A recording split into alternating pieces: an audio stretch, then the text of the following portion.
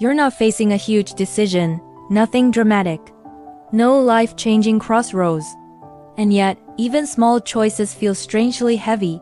What to reply, what to start, what to prioritize today.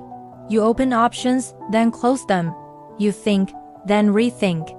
And somehow, something that should feel simple leaves you mentally exhausted. It's not that you're indecisive in general. You know what you like.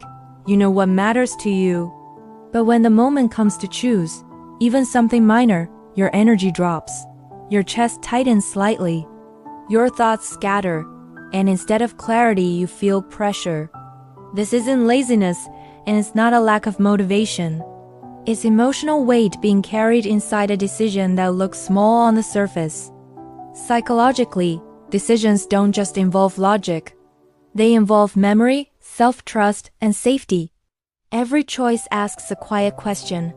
If I choose this, will I regret it? Will I disappoint someone? Will this say something about who I am? And if you grew up learning that choices had consequences beyond your control, criticism, withdrawal, instability, guilt, your nervous system learns something important. It learned that choosing isn't neutral, choosing is risky. So now, even harmless decisions activate tension. You might notice it most when you're alone.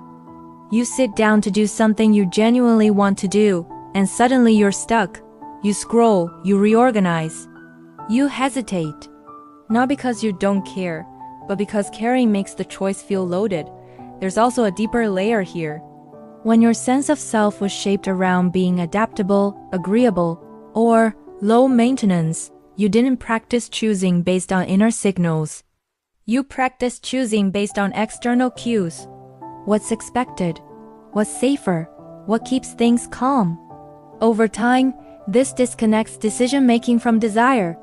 So when you try to choose from yourself, what do you actually want? It feels unfamiliar, unstable, even threatening. Your system looks for certainty, but certainty rarely exists in emotional choices. And without certainty, hesitation takes over. This is why overthinking often isn't about thinking too much. It's about not feeling safe enough to land on a decision. You replay options in your mind, hoping one will feel right enough to silence the anxiety. But that feeling doesn't come because the anxiety isn't about the option. It's about what choosing represents. Choosing means commitment. It means direction. It means saying no to other possibilities. And if your system associates commitment with pressure or loss, it will resist, quietly but consistently. You might tell yourself, I'll decide later, or I just need more information.